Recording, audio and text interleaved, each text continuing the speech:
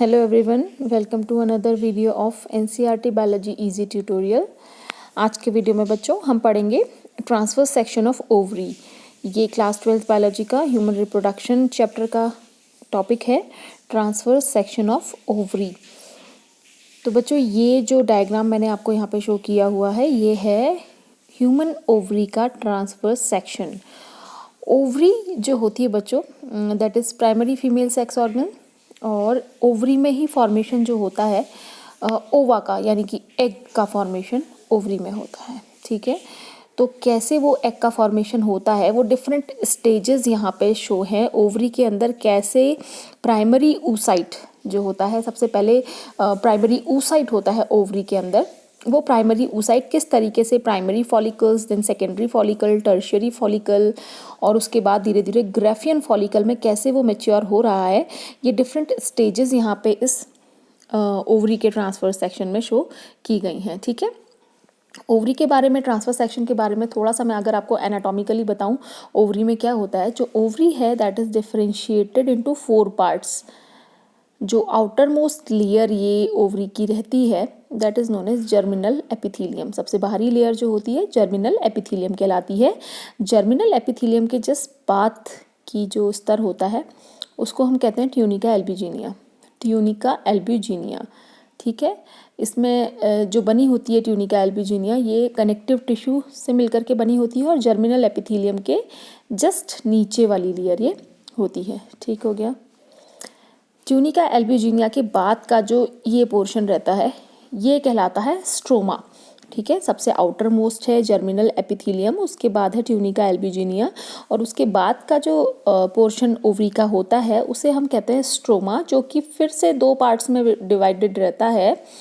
Outer most होता है cortex reason, और उसके अंदर का रहता है मेडुला रीजन। ठीक है, तो ओवरी का बाहरी लेयर, सबसे बाहरी लेयर क्या है, germinal epithelium outer most layer है।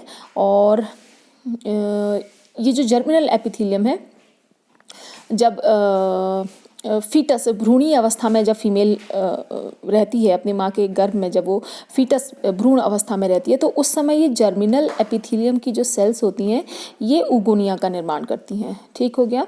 और उसके बाद मैंने आपको बताया ट्यूनिका एल्ब्यूजिनिया लेयर होती है जो कि कनेक्टिव टिश्यू की मिलकर के बनी होती है। उसके बाद के रीजन को पूरे को हम स्ट्रोमा कहते हैं। स्ट्रोमा का बाहरी भाग कॉर्टेक्स कहलाता है। ठीक है, और उसके बाद आंतरिक जो लेयर होता है उसके अंदर वाला वो कहलाता है मेड्यूला।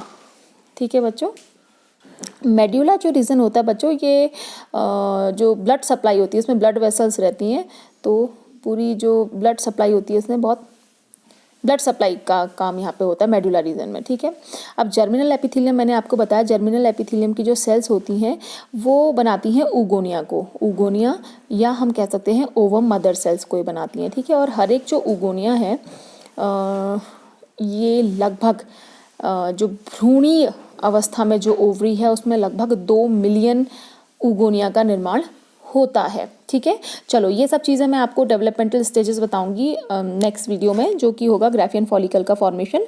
अभी हम देखते हैं कि ओवरी के ट्रांसफर सेक्शन में क्या क्या चीज़ें दिखेंगी। तो मैंने आपको बताया आउटर मोस्ट है आपकी क्या, germinal epithelium, then tunica albuginea, उसके बाद का रीजन है cortex region, then medulla region, और अंदर यहाँ पे क्या है, फॉलिकल्स हैं। फॉलिकल्स प्राइमरी oocyte रहते हैं। oocyte जो है कन्वर्ट होता है प्राइमरी फॉलिकल्स में, तो देखो ये यहाँ पे प्राइमरी फॉलिकल्स दिखाए गए हैं। फिर ये ग्रोइंग फॉलिकल्स लिखा हुआ है, growing follicles, secondary follicle, tertiary follicle. ठीक है ना, टर्शियरी फॉलिकल, ये देखो फॉलिकल नियरिंग मैच्योरिटी, अभी मैच्योर होने वाला है। जो प्राइमरी फॉलिकल है जब फाइनली मैच्योर होता है तो वो बनाता है क्या, ग्रेफियन फॉलिकल उसे हम कहते हैं। ठीक है, अब ये प्राइमरी फॉलिकल से ग्रेफियन फॉलिकल का निर्माण अगले वीडियो में मैं आपको बताऊंगी। तो ये मैच्योर ग्रेफियन फॉलिकल एक यहाँ पे दिखाया गया है। मैच्योर ग्रेफियन फॉलिकल से जब ये पूरा परिपक्व हो जाता है तो इससे एग बाहर निकल जाता है। ठीक है, at the 14th day of menstrual cycle egg इससे बाहर निकलता है। तो ये एग बाहर निकल गया, और अब ग्रेफियन फॉलिकल से जब एग बाहर निकल जाता है तो ये बन जाता है एक टेम्पररी एंडोक्राइन ग्लैंड में कन्वर्ट हो जाता है, that is known as corpus luteum. ठीक है, ग्रेफियन फॉलिकल से अंडा जब बाहर निकल गया तो वो कन्वर्ट हो गया किसमें, कॉर्पस ल्यूटियम में। ठीक है, अब ये कॉर्पस ल्यूटियम धीरे धीरे रिड्यूस हो जाएगी, डिजेनरेट होती चली जाएगी, और डिजेनरेशन के बाद में ये कहलाती है कॉर्पस एल्बिकेंस, ठीक है। Degenerating corpus luteum is known as corpus albicans. तो बच्चों ये इतने सारे स्ट्रक्चर्स आपको ही पढ़ने पड़ेंगे। ये जो बनी हुई हैं ये है ब्लड वेसल्स। अभी मैंने आपको बताया था कि जो मेडुला रीजन होता है वहाँ पे ब्लड वेसल्स रहती हैं, तो ये ब्लड वेसल्स हैं मेडुला रीजन में। और ये आपका है ट्रांसवर्स सेक्शन ऑफ ओवरी। तो बच्चों thank you for watching this video. अगर आपको वीडियो अच्छा लगा तो please like and subscribe my channel. Thank you.